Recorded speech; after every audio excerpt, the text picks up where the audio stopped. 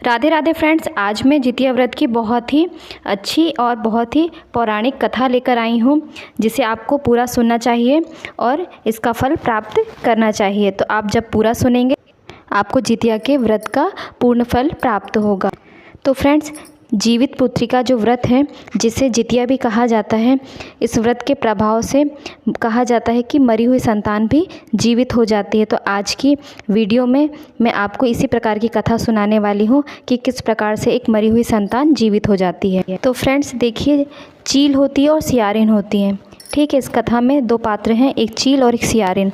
तो दोनों लोग क्या करते हैं कि जितिया का व्रत करते हैं। तो जो चील होती है वो पूरे धर्म के साथ अपना धर्म निभाते हुए इस व्रत को करती है और अपना व्रत का पारण करती है दूसरे दिन। लेकिन जो सियारिन होती है उसे बहुत भूख लगती है, तो वो जा कर के चुपके से मांस वगैरह खा लेती है। तो इसी प्रकार से उनका ये जीवन यापन चलता रहता है। तो जब उनका अगला जन्म होता है, यानी दूसरे जन्म में वो चीलो होती है और जो सियारिन होती है, दोनों सगी बहनों के रूप में मनुष्य जन्म में पैदा होती हैं और दोनों एक ही घर में पैदा होती हैं। तो अपने अपने कर्म के कारण जो चीलो होती है उसकी शादी एक राजा से होती है, और वहीं जो सियारिन होती है उसके कर्म थोड़े ख़राब होते हैं, इसलिए उसकी शादी उसी राजा के मंत्री से हो जाती है। तो इस चीज़ को वो बहुत ही ज़्यादा सहन नहीं कर पाती है। उस चीज़ का वो उसके दिमाग में ये सब चीज़ें रहती हैं कि मेरी शादी एक मंत्री से हुई है और मेरी बहन की शादी एक राजा से हुई है। ऐसी समय बीतता जाता है। कुछ समय बाद जो चीलो होती है उनकी संतान होती है। तो धीरे धीरे समय बीतता जाता, उसकी 7 संतानें होती हैं और सभी बहुत ही सुंदर और बहुत ही स्वस्थ होती हैं। परंतु जो सियारिन होती है उनकी एक भी संतान नहीं होती है। कुछ समय बीतने के बाद उनकी संतान जब होती है तो वो होते से जब पैदा होती है उसके बाद उनकी मृत्यु होती है।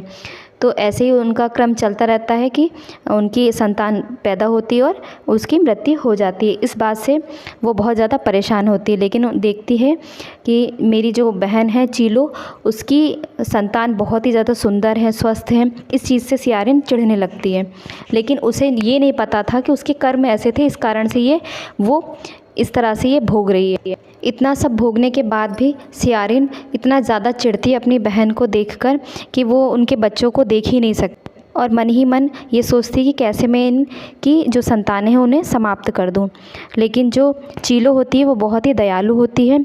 उसे दया आती कि मेरी बहन है, उनकी कोई संतान नहीं है। इस बात को वो सोचकर जब जीवत्व का व्रत आता है तो उस दिन सुबह जल्दी वो नहाए खाए के दिन उठकर्मा करती है और अपनी संतानों को कहती, जाओ तुम अपनी मौसी के घर चले जाओ, क्योंकि उसे लगता है कि मेरी बहन अकेली होगी और उसे इस व्रत का सुनकर दुख होगा, इसलिए मैं उसे भेज देती हूँ। तो अपनी सारी संतानों को उनके घर भेज देती है। लेकिन जो सियारिन होती है ये देखती है कि उनकी सारी संतानें इतनी सुंदर हैं और इतनी स्वस्थ हैं, इस चीज़ से चिढ़कर उनकी सभी संतानों को वो काट देती है और काट के वो डिब्बों में भर देती है, यानी बक्सों में भर देती है। उसके बाद अपने यहाँ के एक मंत्री से कहती है कि जाओ इन बक्सों को लेकर तो मेरी बहन को दे दो जाकर, और कह देना जाकर कि इसमें मिठाई है, लड्डू है, पेड़े हैं।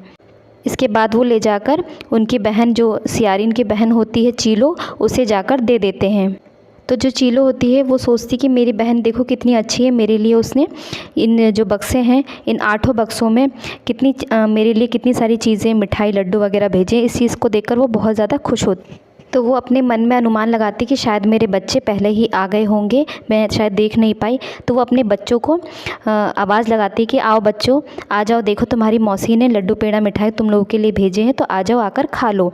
इतना सुनते ही सभी बच्चे दौड़कर आ जाते हैं और जब वो बक्से खोलती है, सोचती है कि इसमें देखो क्या है, तो वो लड्डू पेड़े सोचकर वो खोलती है। लेकिन उसकी बहन जो सियारिन होती है वो तो बच्चों को टुकड़े करके डालती है, लेकिन माता रानी की जो कृपा होती है, जीमूत वाहन जी की जो कृपा होती है, इस वजह से वो सभी बच्चे जीवित हो जाते हैं और जो मांस के जो टुकड़े होते हैं वो मिठाई, लड्डू, पेड़ों में बदल जाती हैं।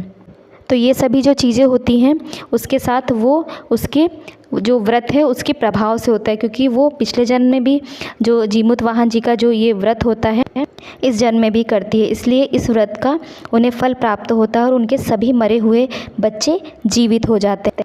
उसके बाद जो चीलो होती है उसे पूर्व जन्म के बारे में भी सभी चीज़ें पता होती हैं और इस जन्म के बारे में भी उसे सब चीज़ें पता होती है। तो वो जानती है कि उसकी बहन उससे चिढ़ती है, तो इस चीज़ को वो सुनकर और समझकर अपनी बहन को जाकर यानी यारिन को जाकर बता देती, तुम भी जिउतिया का व्रत किया करो, तुम्हें भी एक संतान की प्राप्ति होगी और आपकी संतान हमेशा स्वस्थ रहेगी।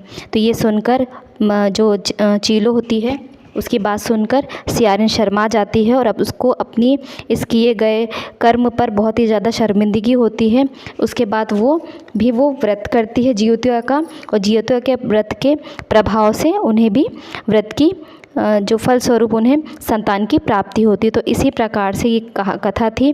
तो आप सभी को ये कथा कैसी लगी? यदि आपको ये कथा अच्छी लगी हो तो प्लीज़ मेरे चैनल को लाइक शेयर सब्सक्राइब ज़रूर करें। जीमूतवाहन जी सभी की गोद ऐसे ही भरे और सभी को संतान सुख प्राप्त हो। जय जीमूतवाहन जी की जय।